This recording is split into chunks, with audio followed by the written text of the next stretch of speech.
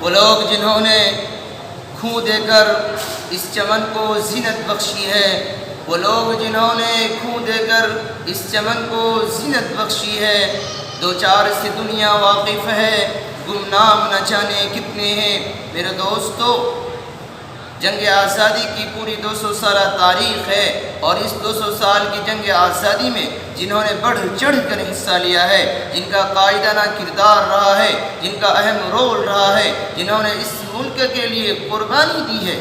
جنہوں نے اس ملک کے لیے گردنیں کٹائے ہیں، جنہوں نے اس ملک کے لیے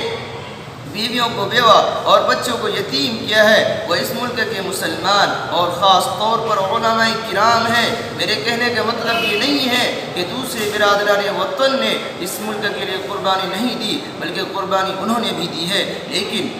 جنگ آزادی کے اصل ہیرو وہ نہیں ہے، بلکہ جنگ آزادی کا اصل ہیرو وہ علماء کرام ہے، جنہوں نے اس ملک کے لیے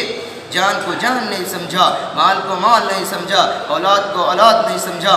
عزت و آبرو کو عزت و آبرو نہیں سمجھا، گھر بار کو گھر بار نہیں سمجھا، بلکہ جان دینی پڑی تو جان دے کر، مال لٹانا پڑا تو مال لٹا کر، عزت و آبرو گنوانی پڑی تو عزت و آبرو گنوا کر، اولاد کو قربان کرنا پڑا تو اولاد کو قربان کر کے، اور پورے طور پر تن من دھن کی بازی لگا کر کے اس ملک کو آزاد کرایا۔ میرے دوستو، جنگ آزادی کی شروعات اس وقت سے ہوتی ہے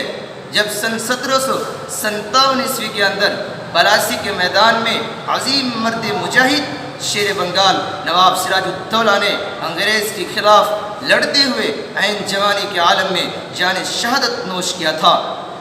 اس کے بعد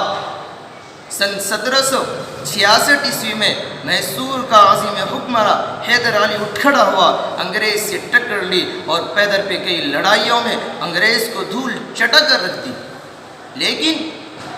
جب سن 1782 میں حیدر علی کا انتقال ہو گیا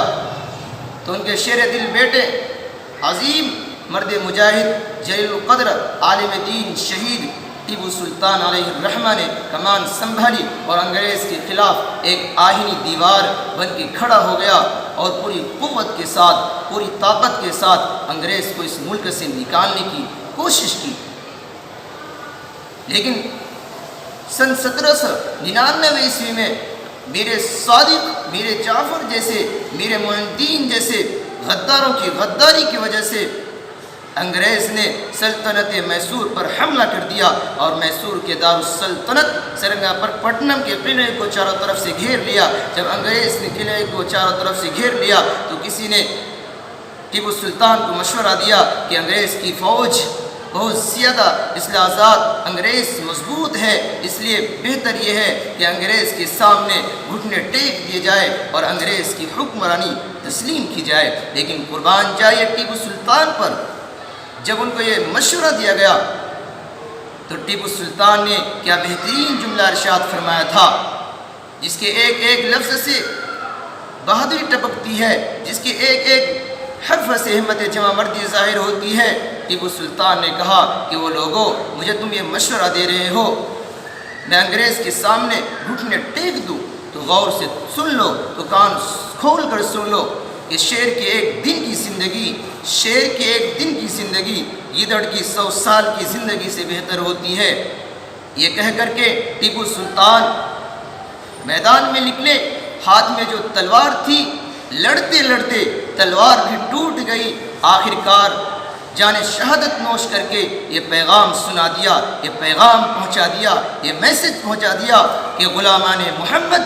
جان دینے سے نہیں ڈرتا، کہ غلامان محمد جان دینے سے نہیں ڈرتا، یہ سر کٹ جائے یا رہ جائے کچھ پرواہ نہیں کرتے، کہ لگتا نہیں ہے دل میرا، کہ لگتا نہیں ہے دل میرا،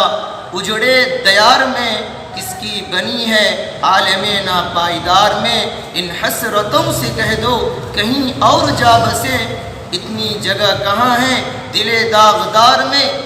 دن زندگی کے مانگ کے لائے تھے 4 دن، 2 آرزو میں کٹ گئے، 2 انتظار میں، دن زندگی کے ختم ہوئے، شام عام ہو گئی، پھیلا کے پاؤں سو گئے کنجے فرار میں، کتنا ہے بد نصیب ظفر دفن کے لیے 2 گز زمیں بھی نہ ملی کوئی یار میں۔